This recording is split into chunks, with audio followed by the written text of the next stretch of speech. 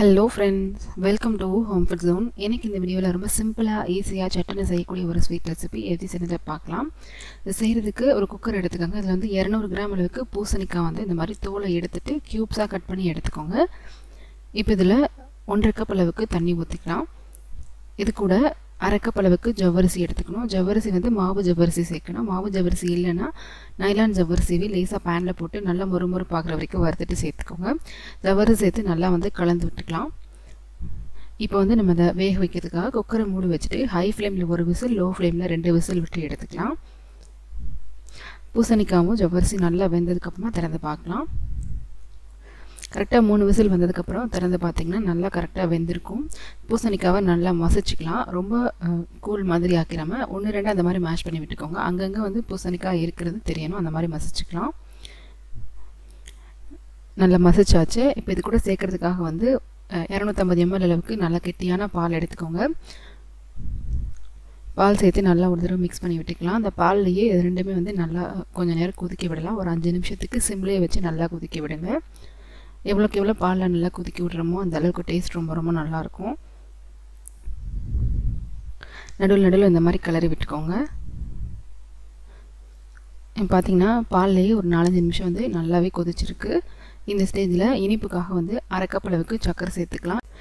ஏற்கனவே பூசணிக்காய் வந்து லைட்டாக இனிப்பாக தான் இருக்கும். அதனால் அதுக்கேற்ற மாதிரி அட்ஜஸ்ட் பண்ணி நான் 1/2 கப் அளவு சர்க்கரை சேர்த்துருக்கேன். நீங்கள் இனிப்பு ரொம்ப ஜாஸ்தி சேர்த்துப்பீங்க அப்படின்னா 3/4 கப் அளவு சேர்த்துக்கலாம். அதுக்கு மேலே தேவைப்படாது. இப்போ இது வந்து சர்க்கரை நல்லா கரைஞ்சி வர வரைக்கும் மிக்ஸ் பண்ணி விட்டுக்கலாம். நம்ம ஜவ்வரிசி பூசணிக்காய் 2 சேர்த்துருக்கிறதுனால நடுவில் கிளறிட்டே இருக்கணும், இல்லை அடியில் வந்து அடி பிடிக்கிறதுக்கு சான்ஸ் இருக்குது. பார்த்திங்கன்னா நல்லா சர்க்கரையெல்லாம் கரைஞ்சி நல்லா சூப்பராக வெந்திருக்கு. இந்த ஸ்டேஜில் இது கூட வந்து சேர்க்கறதுக்காக இன்னொரு பேனில் வந்து 1 டேபிள் ஸ்பூன் அளவு நெய் போட்டுக்கோங்க. இதில் 2 டேபிள் ஸ்பூன் அளவு நட்ஸு, நான் வந்து கொஞ்சம் பாதாம் கொஞ்சம் முந்திரி பருப்பு எடுத்திருக்கேன். உங்களுக்கு பிடிச்ச நட்ஸை நீங்கள் சேர்த்துக்கலாம். நட்ஸு செவந்து வர வரைக்கும் வறுத்து எடுத்துகிட்டு ஒரு 10 - 15 காஞ்ச திராட்சை சேர்த்து அதையும் நல்லா வந்து ஃப்ரை பண்ணி எடுத்துக்கலாம்.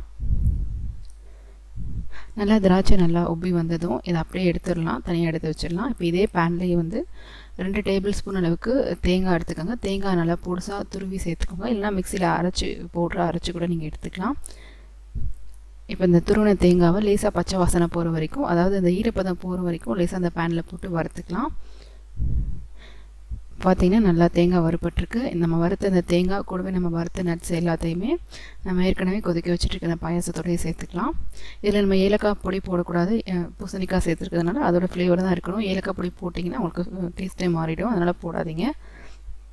நல்லா ஒரு தடவை கலந்துட்டு லேசாக ஒரு கொதி வந்ததும் ஸ்டவ் ஆஃப் பண்ணிவிட்டு இறக்கிடலாம்.